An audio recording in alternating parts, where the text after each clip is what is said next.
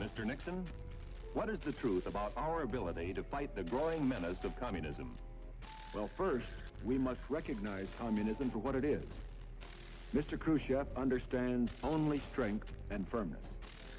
To apologize to him just means weakness. Our next president must show clearly that America won't stand for being pushed around anywhere in the world. So, welcome to Timber Sycamore. What up?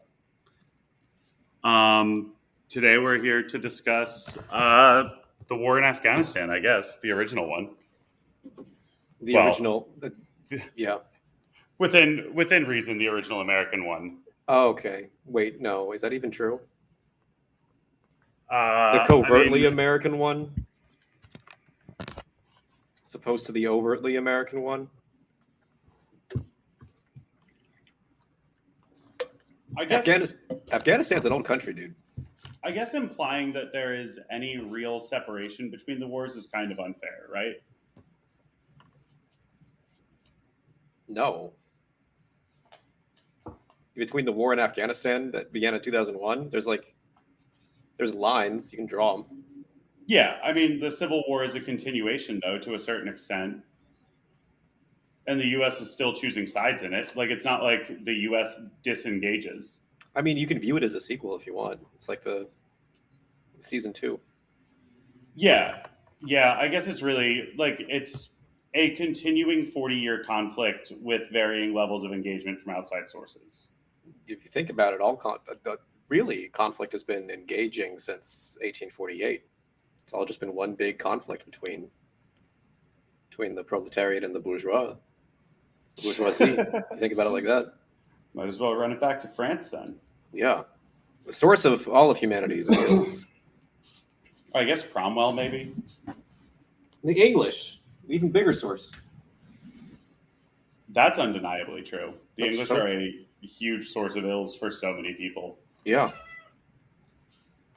All right. My name is Haydn DePriest. I did the research today that we will be going over for the 73 coup in Afghanistan, the rise of Daoud Khan, former prime minister, then currently president, and the following Saur Revolution in 1978, and the consequences that eventually led to the collapse of the Soviet-Afghan government and to the invasion by the Soviet Union. Yeah, and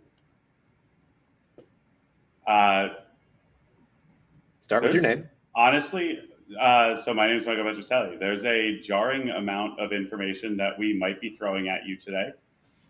We might end up deciding to break this into 2 episodes as the episode goes on. I'm going to be discussing the development of the Mujahideen as, especially regards the Peshawar 7, who are the primary movers and shakers inside of the Mujahideen, with the only exception that I'm going to be mentioning today being Hizb-ut-Wahdat, which is a Sunni Mujahideen group. Or Shia Mujahideen group, Jesus Christ. All right. So how do we start this?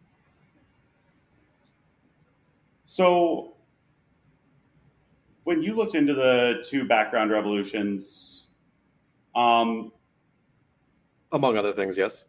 Well, yeah.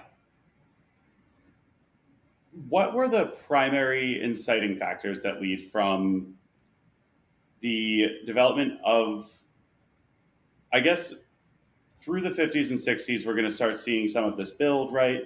Mm-hmm. So by 73, what are we looking at? So by 73, it's an interesting question, just because what we have to look at here, the kind of background that I did to present this topic was a little bit more than just the reign of the previous king, who was king of Afghanistan from the 30s up until 73.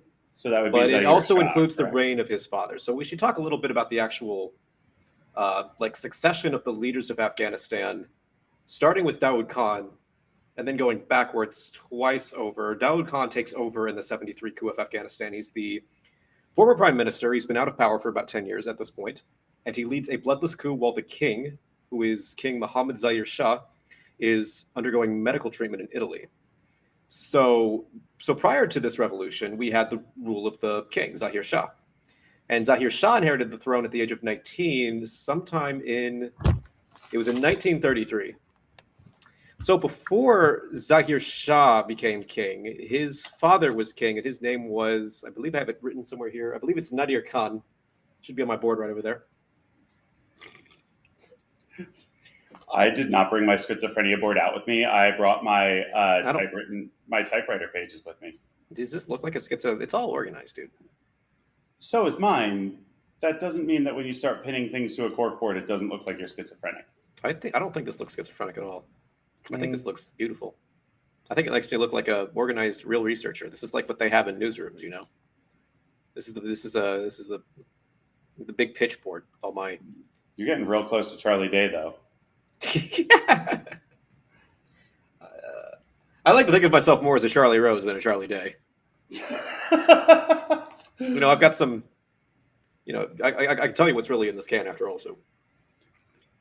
Yeah, I have a mixed drink over on the table. I just haven't gone and gotten it yet. This is the podcast for alcoholics, by the way. If you study this stuff long enough, you'll eventually get there. So in order to properly articulate the things that I'm trying to articulate, I would like to be able to share my presentation. How do I do that? There should be a little share button at the bottom. It'll be like a plus sign. I see share screen. Do you see a plus sign? Plus sign? Yeah. Oh, there it is. It doesn't show up. Okay, so I have to do... Okay. We're not cutting this. This is going to be just we're going all in. Yeah, we're not cutting this section of us not knowing how to work the computer. Yeah, no, we're experts. Actually, that gives us good academic credit. Like, we'll seem like professors if we don't know how technology works. I genuinely don't know how technology works half the time. Me neither. Is it sharing your thing? It's processing. Yeah, it takes a little bit. Okay, so can you hear me, Michael? I can. All right. Are we all ready to begin? I'm going to pull my laptop a little bit closer so that I can be a little bit more intimate with the audience. All right. So Mohammad Zahir Shah is king of Afghanistan until 17th of July, 1973. This is obviously the time when the 73 coup actually takes place, which we'll get to in a minute. So what marks Zahir Shah's reign as king, I think, is probably the intensification of what I would call hyper-modernization that takes place in Afghanistan, really beginning in the 1960s. So for the first about 30 years of his reign, Zahir Shah ended up delegating a lot of power to his uncles, who were regents at the time for him, and also to various cabinet petty ministers. This includes, to some degree, Prime Minister Daud Khan. So this all changes in the 1960s when he establishes the new constitution. The constitution is supposed to be the champion of what is called new democracy, which is hard to find any information about. Essentially, what this constitution does is it establishes the supremacy of secular law, which is a sort of contentious issue for the conservative Muslims who still live in Afghanistan. And it compromises with all of the different various factions that are, currently operating in Afghanistan. And we're going to get to that in a little bit. It's hard to really present the background for this. You just kind of have to dive in head first, and then you'll start to piece it together. It's like a fucking Tarantino movie or something. Anyway, so this constitution is actually notable because Daud Khan has to resign from his position as prime minister. I guess we'll get to this when we get to the next slide, so I'll just skip around. So we have Mohammed Daud Khan. They're both named Mohammed. They are cousins. He's the cousin of King Zahir Shah. So what marked his reign as prime minister was effectively a very hardline Pashtun nationalism or Pashtun chauvinism, a kind of pan-Pashtunism. So the Pashtuns, for those who don't know, are an ethnic group that live, I believe, principally in the south of... so the Pashtuns, if you don't know, are people that live principally in the south of Afghanistan. And they are also an ethnic group that you will find residing in Pakistan as well, in the south region of that as well.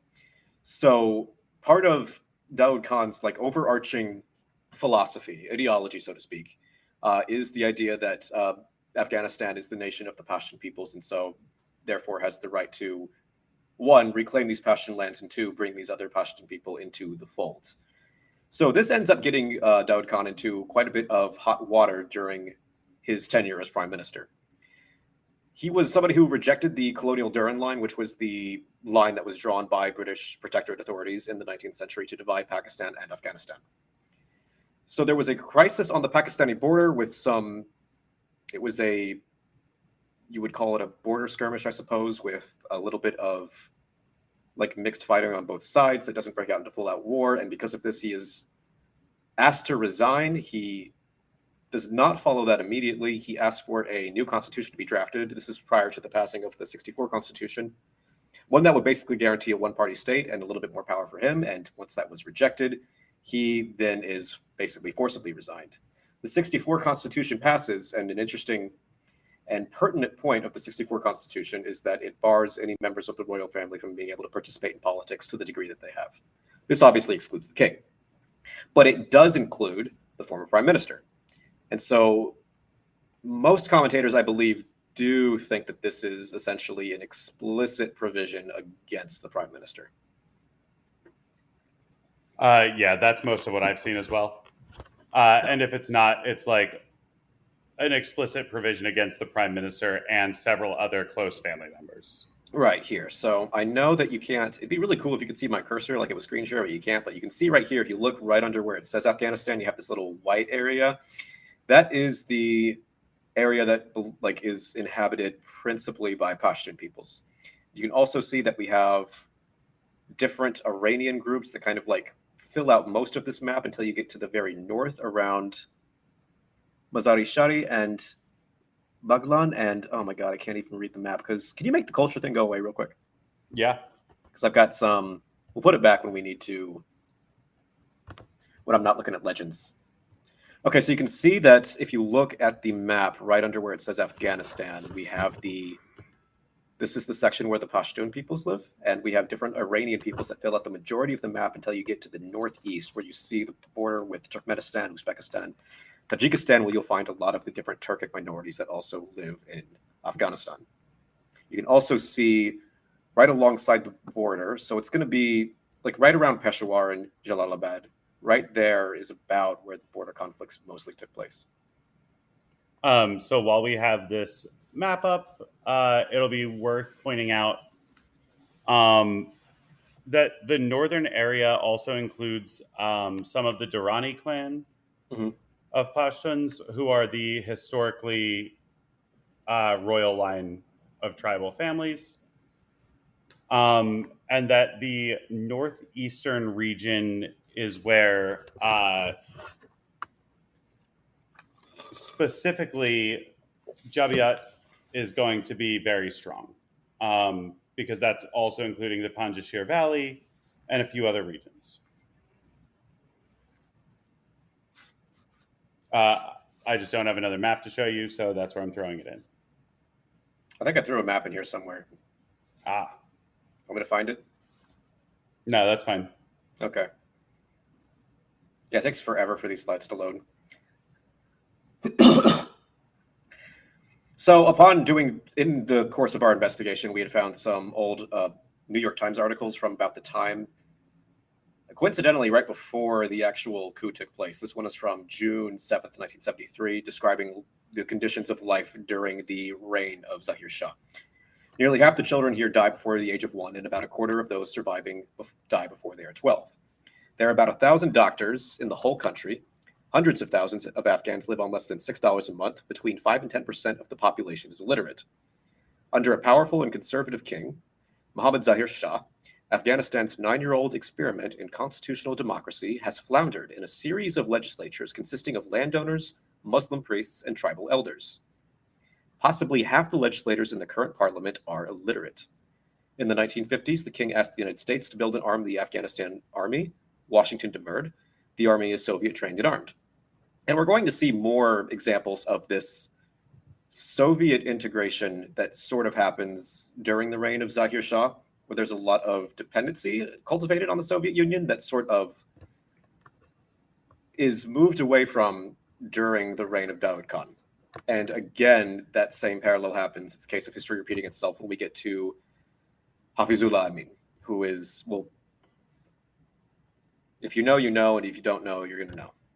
And the fact about doctors there later becomes very important to the development of the Mujahideen and specifically how they interact with local populaces. Okay. So the modernization in action. In order to get the proper read on things, I wanted to study and investigate the actual system of land ownership that was, contemporary to Afghanistan at this time and its origins. So what I found were quite a few different articles. One of them was from a Trotskyist by the name of Jonathan Beale, who might be quoted in this presentation, might not. Interestingly, Mr. Beale, I believe, does include some line at the very end of his little rant that if he was in Afghanistan, he'd be fighting with the Mujahideen because the principal concern for the Afghans is obviously the presence of the Russians, and that needs to be combated. So that was interesting. I know that Mike, you always talk about the Trot to Neocon pipeline. What do you think about like the Trot to Salafist pipeline? So it definitely exists. There's a dude who, okay, he's not the only Trot to Salafist. Let me say that. Oh my God. Yeah. There's another dude who I remember seeing him on Marxist Internet Archive one time and like reading a bunch of his shit, because he goes from being a Trot to following around Althusser to becoming a Salafist, then back to a Trot, then back to a Salafist. And then he just becomes a conservative commentator, which is hilarious because he hits like all of the major groups that you could possibly imagine someone going through. He's like a 13-year-old today. That's what the kids are doing. It's like he's proto TikTok. He couldn't have hit more of the right groups if he was on 4chan in 2012 and had an FBI handler. Just like us. 2012 is a little late for me, but yeah. Yeah, I was 15 at the time. I didn't have an FBI handler, so. All right, where were we? Yes, so I'm starting to realize this presentation might be a little bit out of order. But in the 1960s, Zahir Shah undertakes an effort to have all of the land in Afghanistan effectively titled to their rightful owners, and this is undertaken for the quite obvious reason of taxation. But this is interesting because the system of land ownership that was in place is a little bit arcane and not even strictly completely analogous to like European feudal systems. They're really close, but it's a difficult task to undertake to find out exactly who the landlords are and how much land they own, and how much land they effectively control, and who needs to be taxed for what. So Fred Halliday, and two articles he wrote for New Left Review in the 1970s, I believe they both came out just around the Saur Revolution in 78, makes the claim that the history of non-colonialism in Afghanistan, failure to properly colonize Afghanistan to the degree that other places like India and Africa were colonized, did allow it to retain some form of pre-capitalist structures, like proto-capitalist structures, for longer than places that were assaulted by like intense commercialization.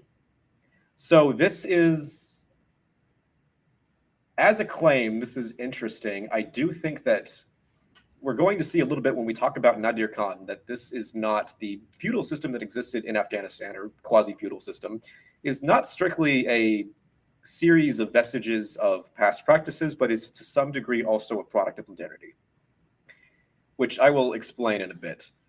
So Zahir Shah creates the Department of Land Affairs, or AMLAC, which is established to manage the land and register the properties for tax collection. So because this project is so grand in scope, brand new, happens at the sort of tail end of Zahir Shah's reign, and has been interrupted by not one but two different revolutions, the effective governmental control, like during the period of the reign of the Shah, is rare and significantly declines after we get to 73 and then once again to 78. In 78, this becomes a problem because there is a significant amount of land reform that takes place after the Khalqs take power. And we'll talk about who the Khalqs are in a minute. The land situation is, like, even from the perspective of, like, people who generally know what is going on locally. Mm-hmm. So, like, the Mujahideen have a better idea within the regions that they are originally from of what is happening a lot of the time than the Soviet-backed government. But even then, they will like describe trying to collect taxes sometimes in like internal documents. And I remember reading it and being like, this sounds like the most fucking ass backwards system I've ever heard of to try Yeah. to make people pay for anything. It's interesting because like when we talk about the distinction between the Kalk or the masses faction of the PDPA and the Parchami faction, like what you'll see a lot of the time is that the Parchamis were like principally urban, principally like demographically heterogeneous, and you'll see that the Kalks were principally like organized around the Pashtun peasantry, which doesn't seem true at all. It seems to be that they are both like that the entirety of the Marxist movement. What's interesting is that both the entirety of the Marxist movement in Afghanistan and the Mujahideen in general both seem to be things that grew out of like urban intellectual circles in the 1950s and 60s. And the Mujahideen largely don't even grow out of like Afghani intellectual circles. Like at least in part, they are coming out of Egyptian and Saudi intellectual circles. They do start to come out of Afghanistan once they have the University of Kabul established, and and I mean established in the sense that it is a like a permanent like figurehead institution within the Afghan community. Yeah, it really takes until Rabbani is a professor there for any of them to have any like international significance. But effectively, these are both movements that did grow out of like the urban intelligentsia. Yeah, and which is to say, quite privileged to that degree. One would assume, therefore, quite disconnected from like rural peasant life. And Rabbani is also interesting because he's the only non-Pashtun leader. Yeah, I suppose. Like the other 6 are all Pashtun majority organizations. So I really thought that I cut this slide, but this is Jonathan Neal. His name is Neal. I apologize. I can't. There are too many. Michael loves to throw names at me. I don't know how he remembers them all. But we'll skip this slide. Sometimes I don't. Yeah. So David Gibbs at the Massachusetts Institute of Technology, who is writing for the Studies in Comparative International Development journal. Didn't do a lot of research on this journal, I'll be honest. He does cite quite a few different Marxists, including Wolf, or not like Marxist or like Marxist adjacent. So that's like Wolf, Brodel, Hobsbawm, Fanon. So I feel pretty confident this is a source. So the investigation that we did into the existing feudal structure in Afghanistan at the time led us to this source right here. And this is all corroborated, not just in this, but in another book that I read called Afghanistan Under Soviet Domination, and also in the Trotskyist newspaper that I had the quote on there for a little bit. So the leading village authority was the Khan, who was usually one of the largest landowners. Other village officials included the Malik, who was responsible for dealing with outsiders, and the Marab, who was in charge of allocating the local water sources. So what you see here is that there's an integration between, and this is very feudal sounding, there's an integration between like the ownership of the land and the governance and leadership of the territory as a whole, like the integration of the village with the landowner. The large landowners held higher than average levels of education. The political power in Afghanistan at this time is concentrated with people who own land. And it is an interesting system in the sense that nobody actually knows how much land is owned by any particular section of the population.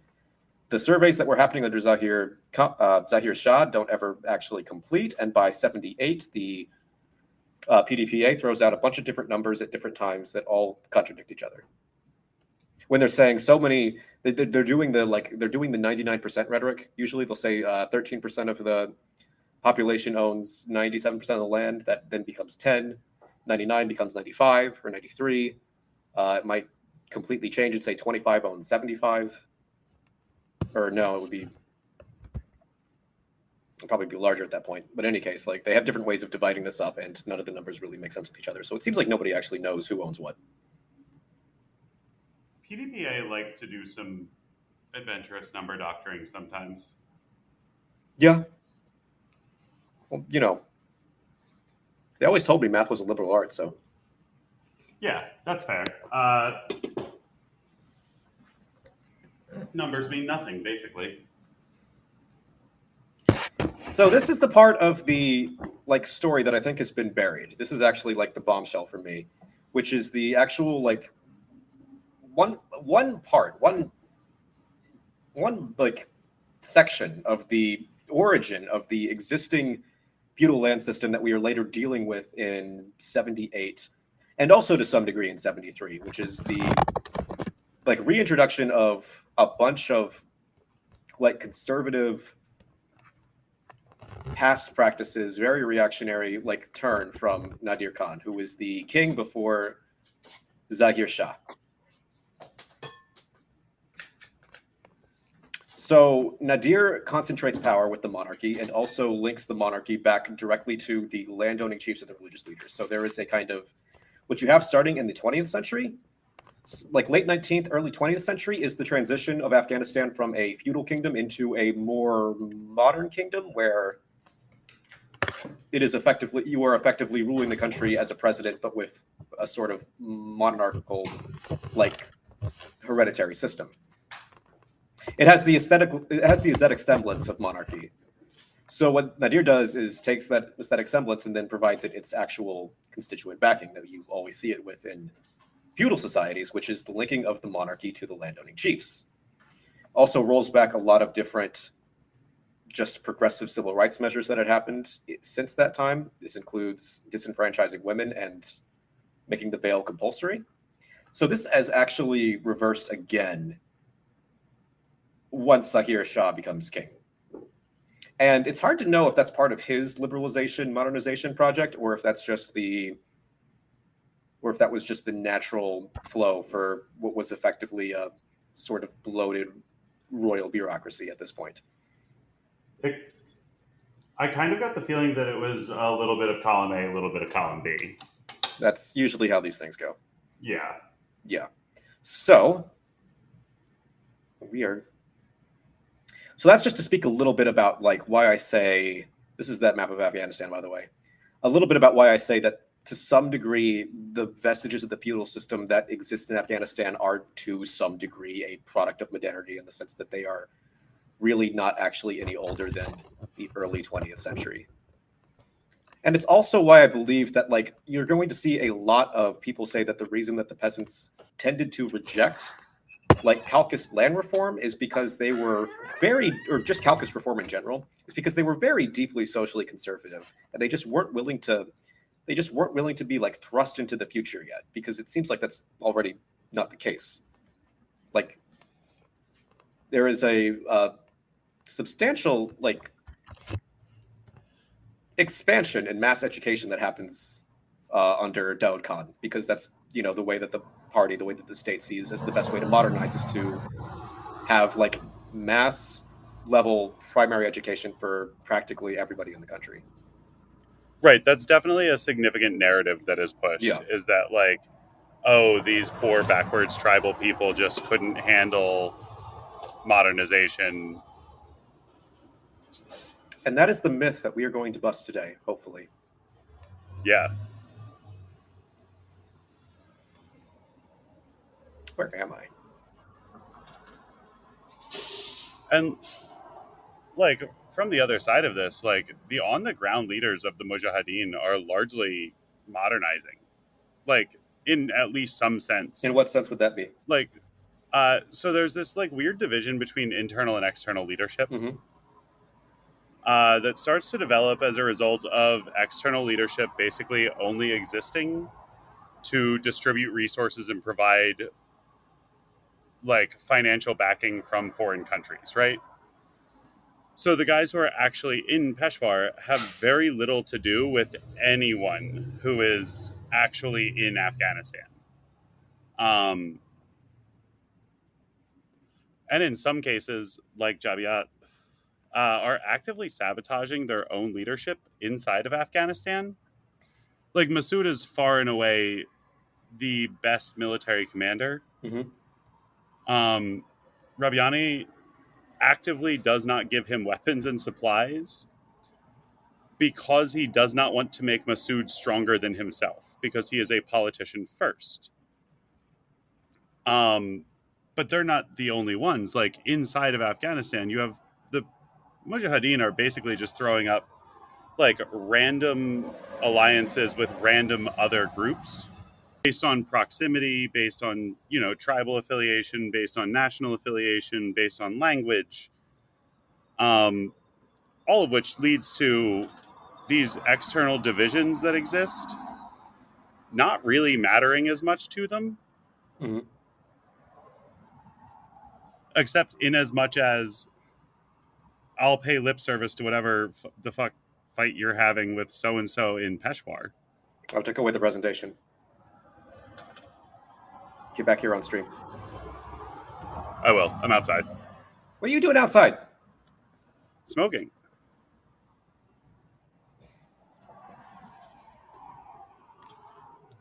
I was taking advantage of your presentation time.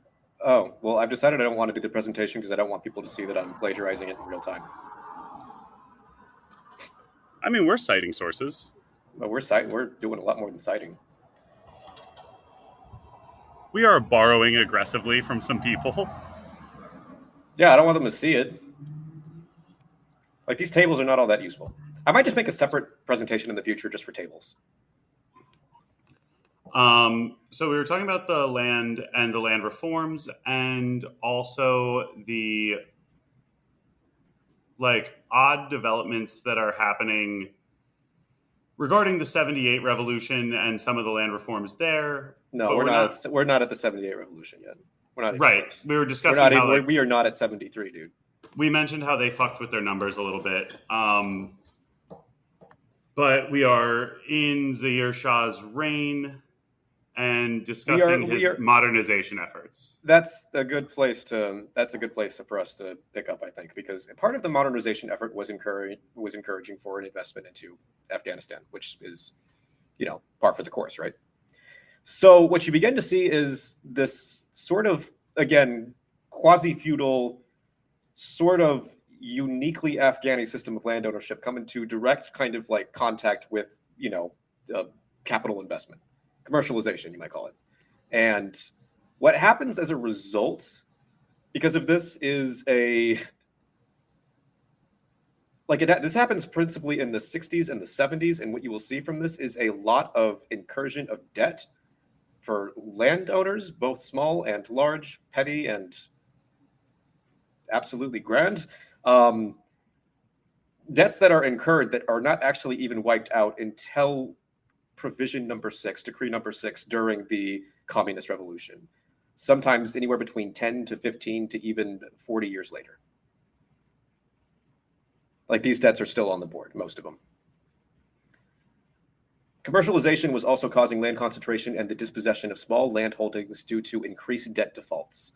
The moneylenders were encouraging defaults, causing increased landlessness. During the period 69-72, this is interesting, Afghanistan had a disastrous drought during which up to 500,000 people died of starvation.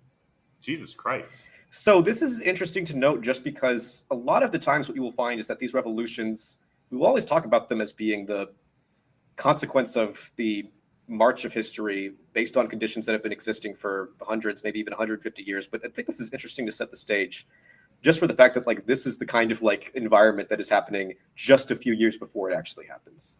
Just a few years before Daoud Khan actually leads the coup. Which is a revolution depending on who you ask. Because it is a bloodless coup. Which implies that there is some level of popular support, or else complete... It's a mostly bloodless coup. Mostly. Yeah. You try and do a more bloodless coup, then, if you're so good at it. Well, so, I'm not saying that I could carry out a bloodless coup. You already pulled one off with Laura, didn't you? You cooed Ryan real hard. I'm gonna skip that one completely. No, you're not. Put it in. You're a coup hold. Or no, he's a coup hold. Does that make King Zaire a coup hold as well? Sort of. No, that makes Daoud Khan a coup hold. It's just all sorts of fuckery happening in Afghanistan. Yeah, Daoud Khan is both the bull and the coup hold. Yeah, he's first is tragedy, then is farce. First you're the bull, then you're the cuck. That's how history goes. So I've got the Hegel right here if you want me to pull it out. Are we just going to show off phenomenology every time we're on stream? Yeah. Or philosophy of right? I'm just gonna put on my keffiyeh, my shemag in the traditional head wrap style. I'm gonna bring out my AK. And I'm gonna get my copy phenomenology, and I'm gonna do this. Really throw people off, make them unsure if you're a Salafist or. Hi, I'm doing. Me and Masood, we're doing dialectical Salafism. Dialectical Salaf. I am so on board. Can we start that? Is that? No. Can we? Come on, we make the subreddit. I'm ready. I'm gonna be. If we just made up a fringe ideology like fucking Nick Land or whatever, we would make so much fucking money, dude. Yeah, I mean, Nick Land got accelerationism off. Yeah. And now he gets paid to do meth and run around Hong Kong drawing maps inexplicably. He gets paid to do meth, run around Hong Kong, and have this weird non-sexual harem of 500 schizophrenic trans teenagers on the internet with anime profile pictures. Yeah, that's the other wing of support he has is absolutely batshit insane Adam Waffen dudes. Yeah, if you are a Nick Land supporter, either you're a schizophrenic trans girl or an Adam Waffen dude, and there's no middle ground. The Femboy Manlet Alliance. Yeah. So the reason that I say it's mostly bloodless is because the former chief of Secret Service and the ex-minister of Commerce both end up in Germany. Zaire Shah's police force is trained by West Germany. It's really the only time that West Germany will significantly contribute to this discussion at all. Other than that, they get cut out of funding every single Mujahideen group other than the Maoists, who are only relevant for about 6 minutes tops in Afghan history, not even in the podcast. They are not relevant for that long for us. We're not even going to cover them, really. So, what we have not actually gotten into, I guess we actually have covered this already, but we did want to talk about this is a fucking mess, but to try and describe the difference between the two communist factions in the People's Democratic Party of Afghanistan. So the PDPA is established in 1965, right? Yeah. And so we have almost an immediate splitting into these two factions. One is called the Kalk, which is a word that means masses, and one is called the Parcham, which is a word that means banner, like a flag. So the traditional division between these two, as exposited by pop historians, is that the Kalkis favor Leninist-style party organization. They are typically organizing around the rural Pashtun people. That's important. One, it's the rural people, and second, it's Pashtuns, which is weird because you have this, on the one hand, the disenfranchised peasantry, but on the other hand, also including that this is specifically the Pashtun majority, which to some degree does hold a significant disproportionate amount of power in Afghanistan at the time. One thing about the Middle East is they throw the word Leninist around relentlessly too.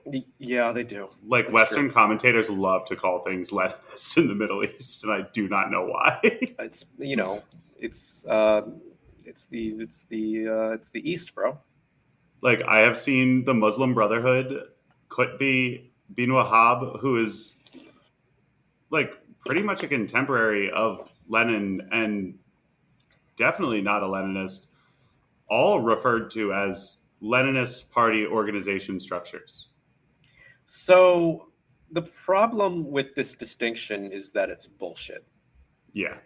So the difference between the Kalk and Parcham factions tends to be, one, a question of organization, two, a question of what the immediate aims and goals of a successful communist revolution should be, in part. Those are all partial. They probably provide the foundations. But what really forms the biggest constitution of the difference between the two is entirely circumstantial. Is entirely the division, the Khalqs and the the Khalqis and the Parchamis are separate because they are. And because they are separate, because they are factions, they continue to engage in petty factionalism. Like, to some degree, it is because this infrastructure exists where there are two factions of this party, it tends to continue to foster itself in completely new and bizarre and arcane manifestations. So it's really hard to talk about what do the Khalqis do after they are pushed out of the government when Karmal is groomed by the Soviet Union and then becomes the leader of the new Afghanistan. There is this idea that Khalqis en masse joined the Mujahideen, which some did, some didn't. Some gave up the factionalism and became Parchamis. Some of them went home and just grilled for the rest of their lives. Or until, the violence got too bad. There's not it's really hard to talk about these two groups as being like clear-cut and separate and also meaningful. Because honestly, even when they divide into four, that's true, right? When do they divide into four? Remind me. Because they develop Setami Mili, which seems to only be defined by being identical to the other two, but anti-Pashtun. And then Gurui Kar, which seems to be identical to the other two, except Dostum really hates it. And so he rounds a bunch of them up and puts them in prison. Like, that's really the only difference. Okay, so we're finally getting to that fateful July 1973. So this is when the actual coup happens. So by this point, there's been the drought in the crop-growing regions in Afghanistan that's been lasting for 3 years. That's lasted for 3 years by this point. Probably, actually 4. It started in 69, and now it's 73.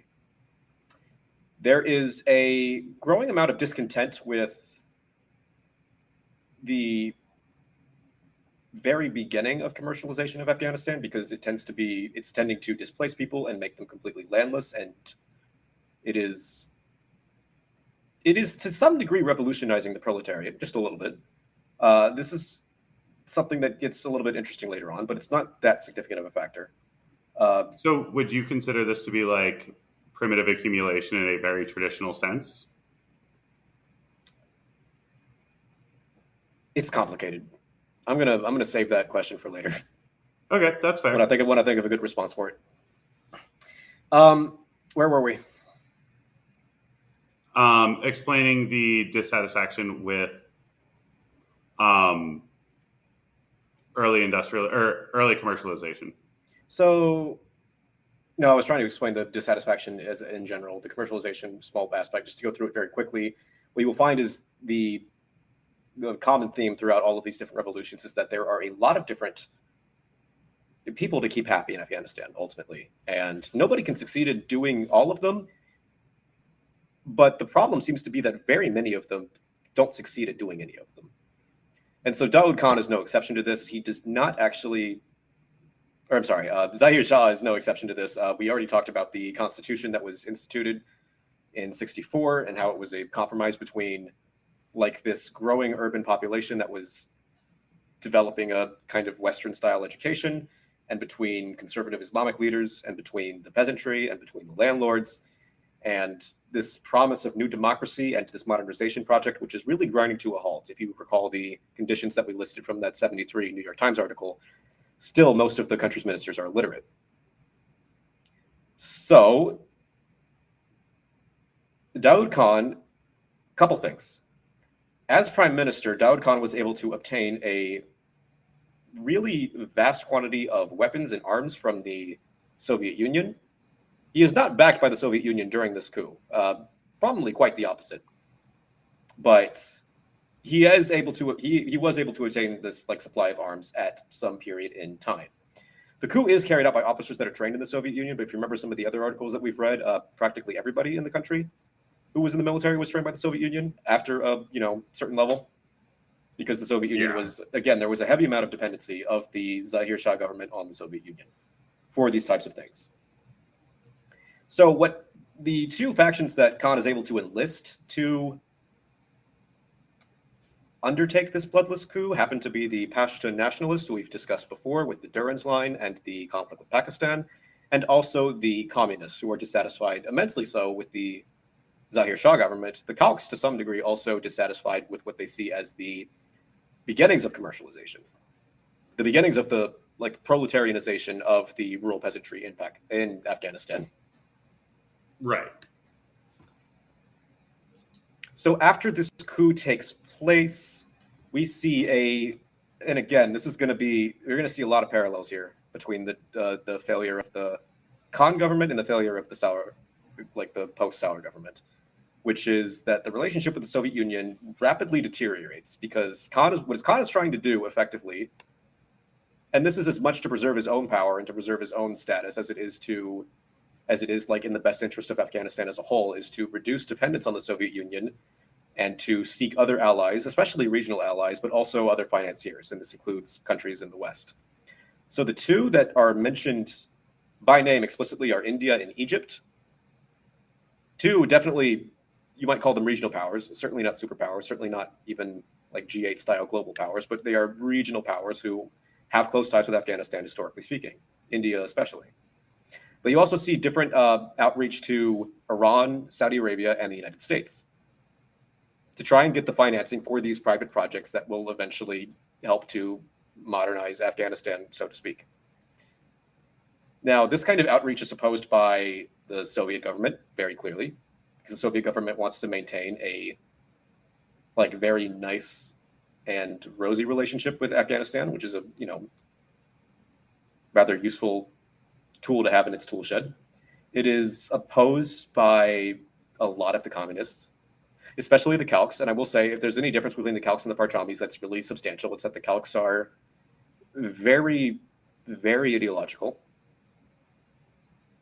That's, a very fair description of them. Would we agree with that? They're ideologues. Yeah, super fair. Yeah. And which seems to be the distinction between communist groups in general, I would think. Yeah, are you willing to make practical concessions or not? Yeah.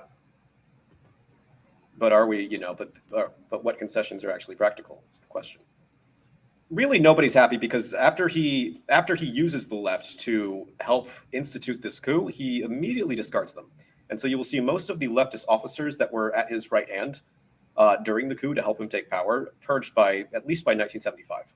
And so this is going to be 3 years before the actual revolution takes place. The Saur Revolution. Right, which is about the time when Maoist organizations begin to pop up because they are pissed that they just got used and tossed away. I mean, somewhat understandably. So what's interesting about the reign of Daud Khan is that it begins very explicitly authoritarian in very strongman dictatorial terms, and it is eventually loosened up sometime after the leftist officers are purged. It was actually, ironically, the purging of the leftist officers that was ushering in a more free Afghanistan in a very certain sense, which is that this is the time when power had been effectively concentrated. There was effectively a one-party state. Everything was done through the National Revolutionary Party at this time, which was the party of Daud Khan. And the increased policing in urban areas that had occurred after the coup was starting to diminish, and it was an opening up of the country. It was an end of Sankoku, so to speak. I meant to send you a link to this book. I completely forgot to last night. Yeah, you did. It's called Art of Coercion by Antonio Giustozzi, The Primitive Accumulation and Management of Coercive Power. You're gonna have to explain it then, because I didn't read it. So the reason that it becomes relevant here is because he argues that in every state building effort, there is a certain amount of ruthlessness and a certain amount of coercion that is required, right? To build a national identity requires coercion. You have to convince people that they are no longer a part of this thing that they used to be, and now instead are a part of whatever country you are forming. Mm-hmm. Which the parallel he draws is between the early PDPA and Karzai. But this is kind of just a process that keeps repeating itself because Afghanistan never really has the opportunity to establish itself a firm national identity. due to these like constant civil uprisings, right? Mm-hmm. And so we're seeing it again with Daoud Khan, where you have to be ruthless against potential enemies, right? Yes. And we've seen it in Iran, and we saw it with Hafez al-Assad, and Episodes that we have not done yet. Yeah, right. Stay tuned for more, everybody. So when when these people build their countries or when they establish a national identity, they always know that the left helped get them in power, but they also know that ultimately communists' goal is not to maintain a bourgeois revolution. Yeah, that's right. And so that's really what's important about the 73 rebellion from the perspective of purging left officers, is that a lot of these guys are communists, and he knows that, and he is aware of that. Yes. And I'm sure he's appreciative of their help, but also he is intimately aware of the fact that most of them will overthrow him if given half a chance. This is a liability, ultimately. Right, yeah, you're a risk. And that strikes me as being fairly obvious, yeah. Yeah. Anyways, so we've already talked about so I guess we've gone through the new democracy, the reforms in the age of Daoud Khan. And again, we see in the reign of Daoud Khan quite a few different radical social reforms, including so we finally got to this is from 59. All right, forgive me, I'm retarded. This is actually the slides out of order. Also, Haze can act like I didn't send him details, but I asked him today about what his research was, and he literally told me that I had to wait and see. So I thought we were going to record at 2:00, and so I had an hour left and I wasn't even finished with my slides yet. And so it's just like, listen, I could explain it, but I don't have time. So I gave you the rundown. You got the rundown. That's fair. I finished taking notes from that book at 9:00 this morning. So again, not a huge amount of time. Okay. So we get to 17th April 1978. Do you know what happens on that day, Michael? The Saur Rebellion begins. Close. What's the inciting incident? It is the death of Mir Akbar Khyber, prominent Parchami journalist.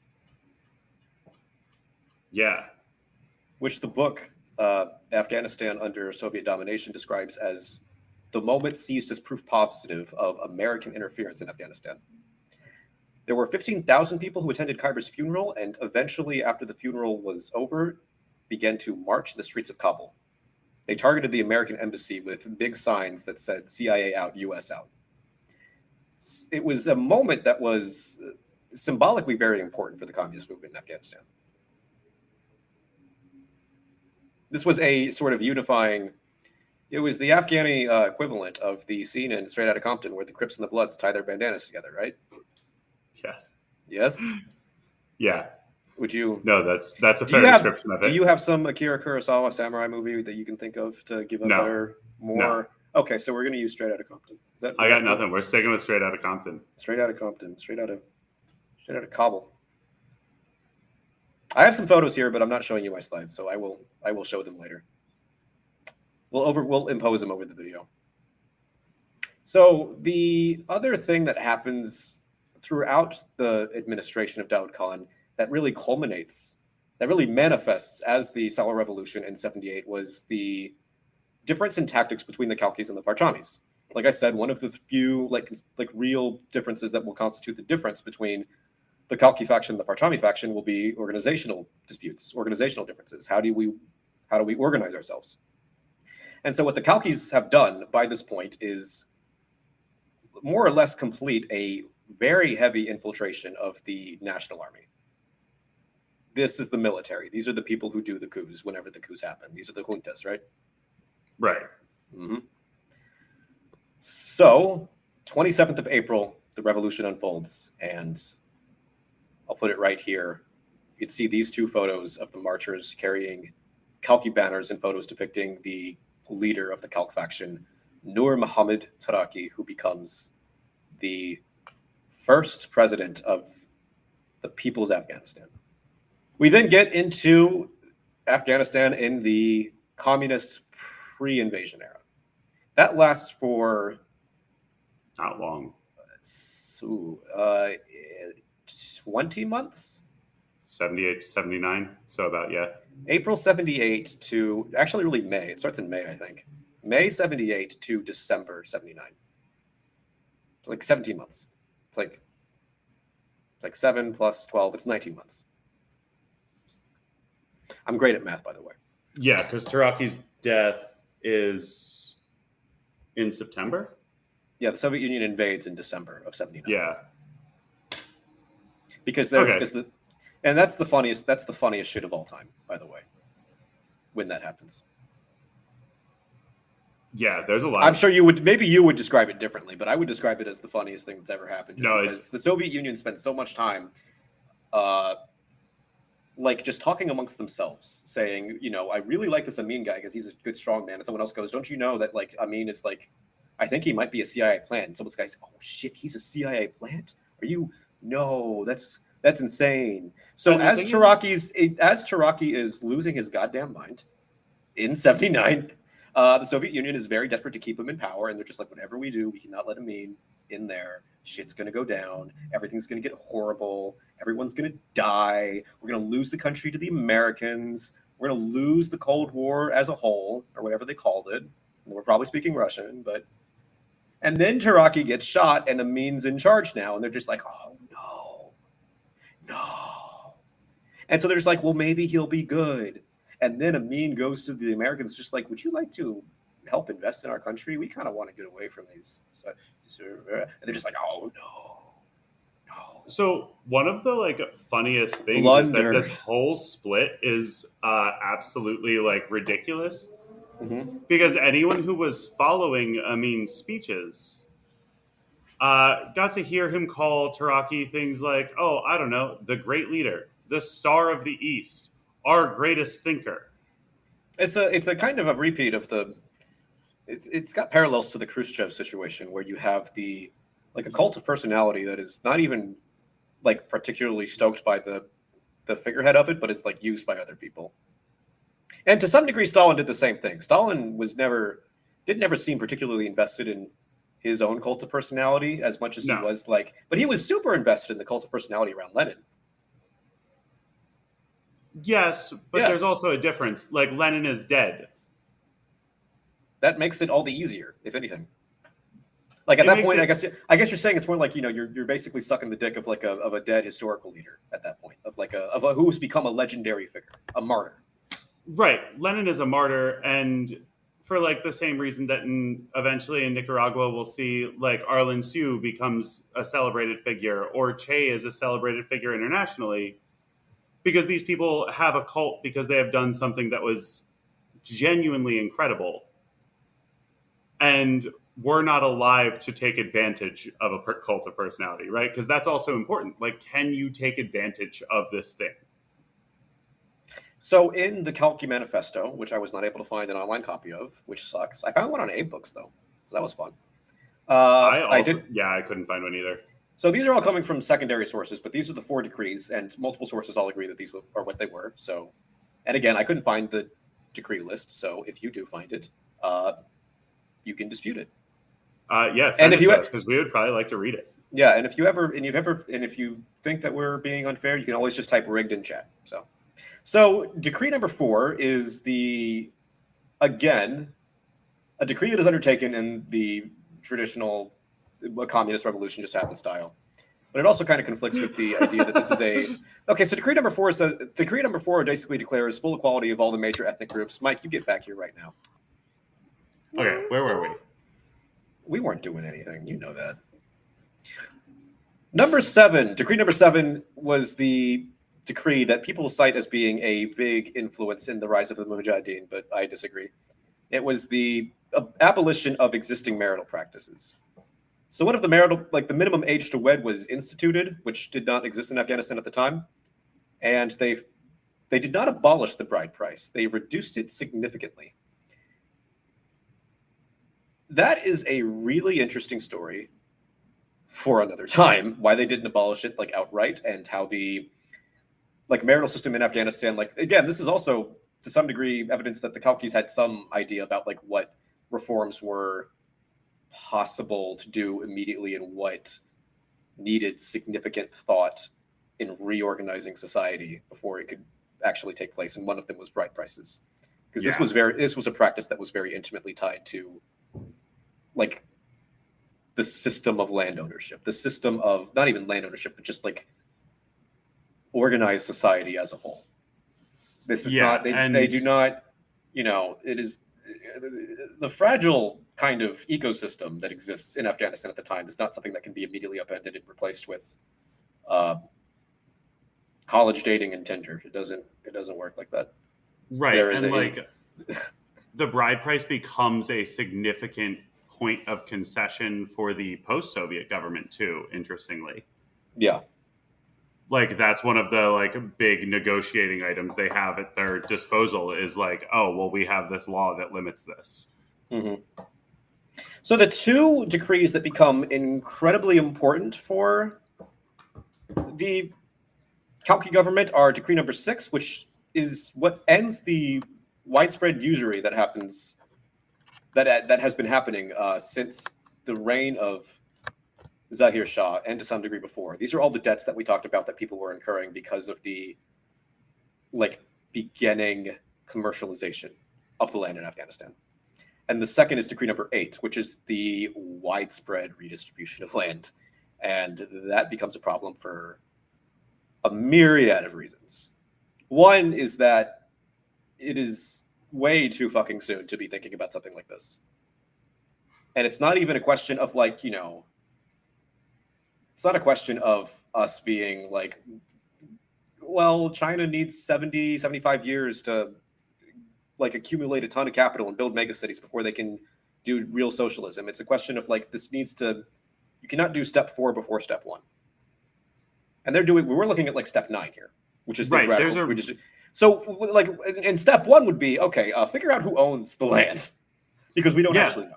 Because we don't actually know. The 5-year plan is important when Lenin implements it, right? Because we're seeing this kind of backwards, semi-feudal, semi-imperialist country have to modernize parts of it, take the semi-feudal parts of them and make them at least like a reasonably capitalist society, right? Mm-hmm. And so there's concessions that are made even then, but we're also like, we're skipping that here. I'm going to bring the presentation back. We're taking like a semi-feudal society and immediately providing it with the idea that we are going to be implementing socialism tomorrow. Mm-hmm. Here's all the slides I've been plagiarizing. Nice. So this is what I wanted to show you. This is what constitutes basically the entire last half of my presentation. And this is just a timeline. This is a interesting timeline I found from compiled by Malcolm Byrne and Vladislav Zubok with assistance from the staff of the National Security Archive. So this is the NSA. This is interesting. Are you ready for this, Michael? Yes. I can't actually, it's forcing me to have the, whatever. This is stupid. There we go. Now I can read. But I can't control it. Hold on. There we go. Now I can read and I can control it. June 18th, 1978. Babrak Karmal in Taraki's presence, and if you don't remember, Babrak Karmal is the leader of the Parchami faction,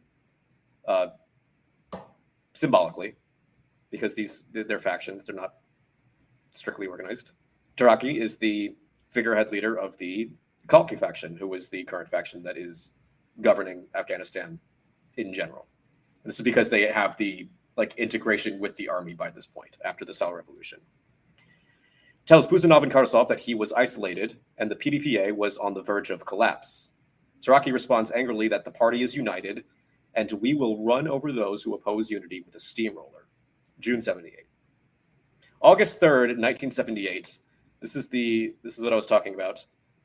The KGB delegation headed by Chief of First Directorate Vladimir Khrushchev visits Afghanistan and says that Taraki does not possess the physical strength or backing to continue leading the country for long. Amin is a far more impressive figure.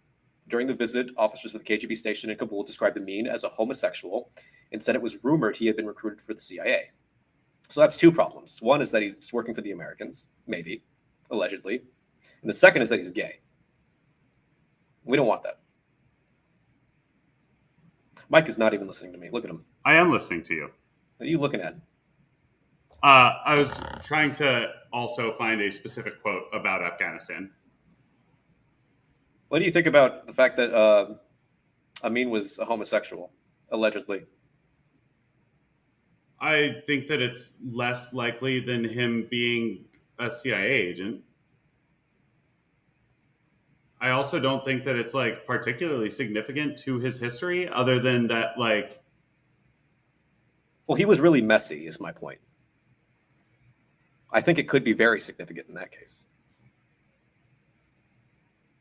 Yeah. Because he lived for the drama. He was like a RuPaul gay, if anything. So the reason you were making it really hard for me to do my jokes here, Michael. I'm going to be honest. Why?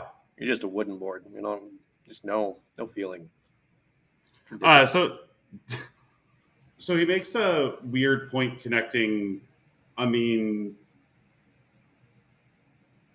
as an executioner of a coup, right? Because the U.S. certainly doesn't refer to it that way.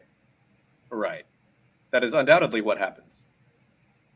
Yeah, no, it would be very, it's difficult to refer to it another way, honestly. There is not any kind of official structure for succession in the country during this time.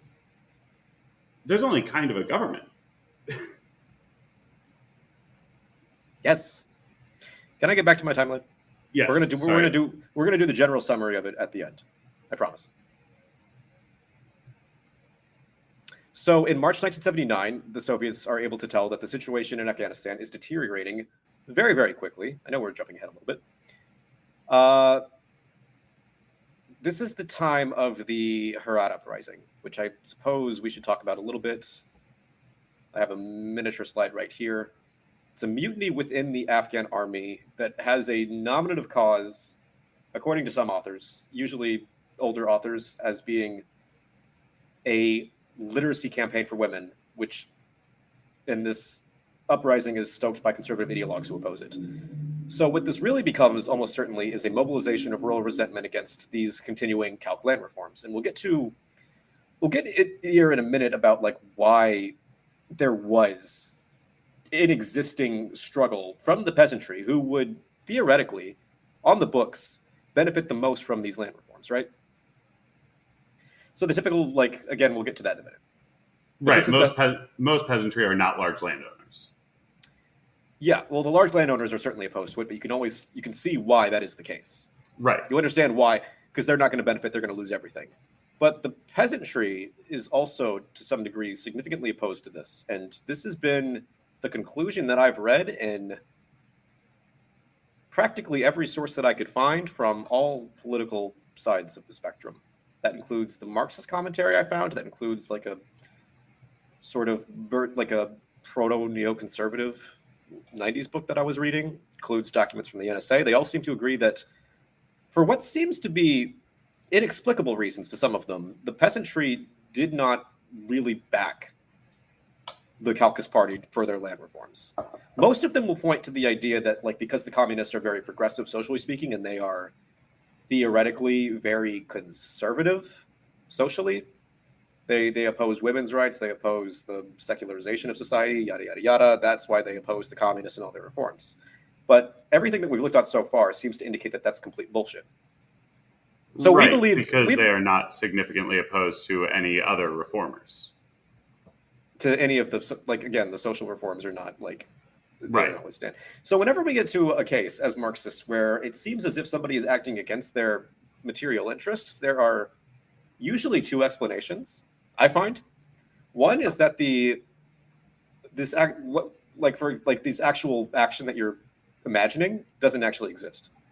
So that would be the case where we would say, okay, well, if you look at the history, it would seem to suggest that the peasants weren't actually all that opposed to land reform. And the other case is that what we imagine is not in their material interests for one reason or another is. And so the conclusion that is drawn by the Marxist scholar that I've read on the topic is a very orthodox sort of like Leninist theory of stages idea, which is that it was not in their material interest because the commercialization of land ownership by this time had not been significant enough to gain a lot of peasant backing. And so you can see that on the right side over here, which says that several comparative studies from Hobsbawm, Wolf, Page show that rural commercialization is often associated with the revolutionary peasantry. And that makes sense. They are effectively proletarianized.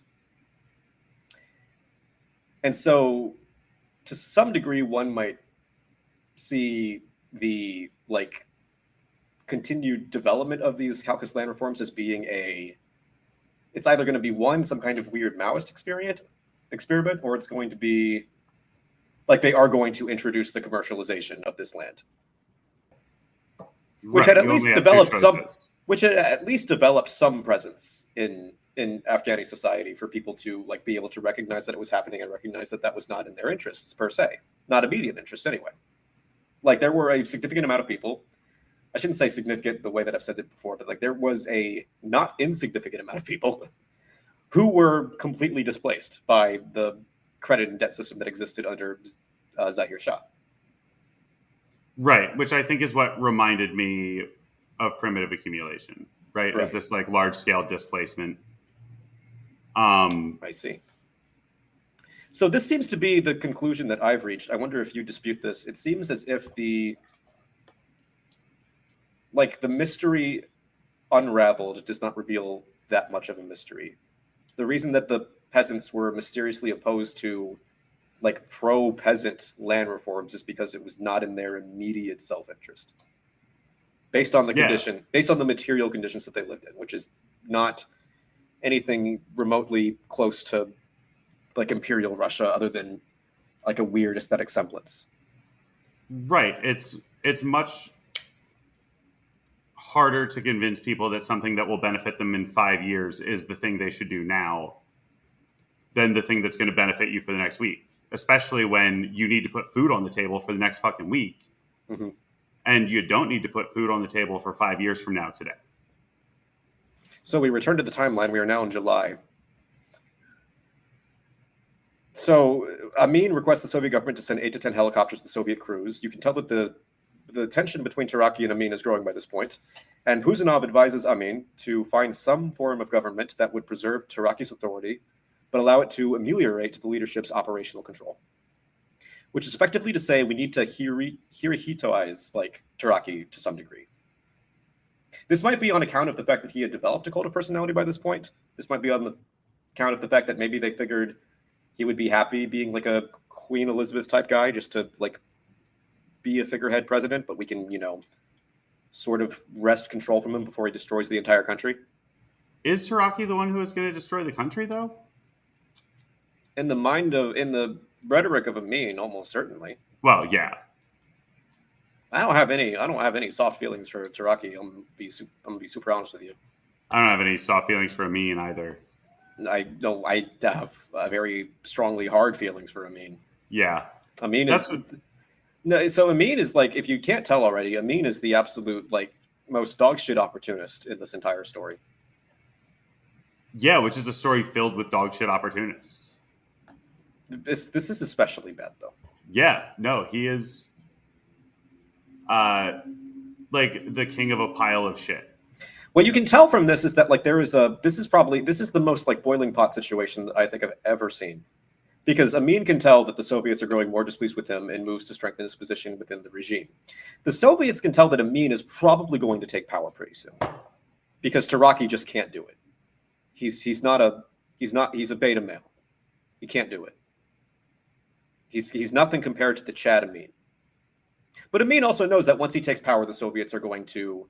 This is probably what motivates him a little bit to seek ties with other countries, but also what spells his downfall. There's a bunch of factions here that are all like spelling their own... They're digging their own graves because they can see the writing on the wall. If that makes sense. Yeah. Yeah, like that because is a summary of this. There is an inevitable conclusion, and in attempts to preserve themselves, they are accelerating it. Yeah, any like widely popular leader usually is undermined either by themselves or by someone else, who is usually trying to protect themselves. Yeah, no, it's a sad story. That's So really here is the kicker. Early September 79. Taraki leaves for the Conference of Non-Aligned States in Cuba. The Soviets are warning him that Amin is going to try and do something, and Amin does, which is destroy the Gang of Four, which are advisors that are close to Taraki in the Kabul government. Brezhnev himself and Andropov speak with Taraki on his way back from Kabul. They inform of Amin's actions in his absence. Brezhnev warns him personally of Amin's intentions and guarantees Soviet assistance and personal protection for Taraki. They are that invested in keeping Taraki, who has clearly lost his mind by this point. And you will see that in a little bit.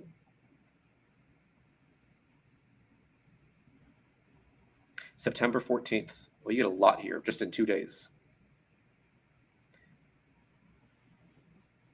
Taraki invites Amin to the presidential palace along with Soviet ambassador Puzanov. Amin arrives at the palace before Puzanov, accompanied by 2 other officials.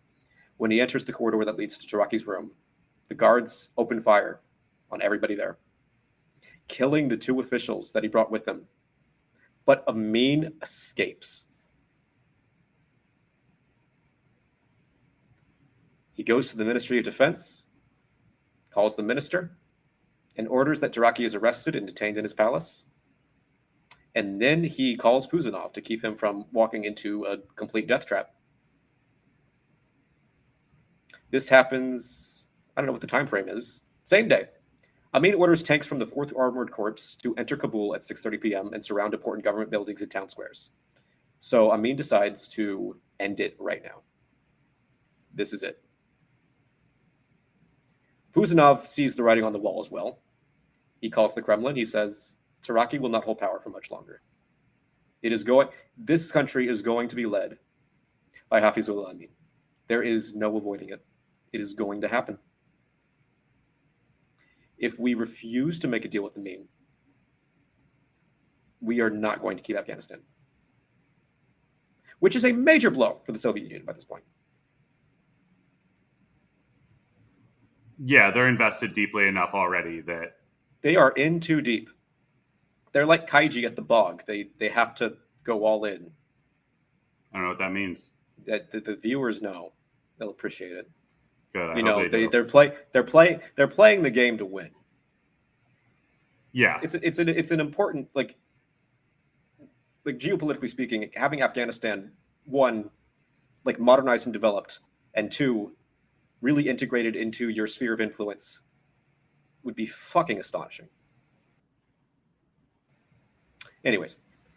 Yeah, Afghanistan has always been a problem for that, though. Like, it's always been a country that people need to go through. And none of the countries that ever, like, are supposed to be assisting it ever seem to actually offer the assistance that they're supposed to. Mm-hmm. Afghanistan's had a really rough history. Yeah. It's fucked. Mike's going to cut that. That's okay. September 16th, 1979. At 8 p.m. local time, Kabul television announces that Taraki has announced that he is no longer able to continue his duties.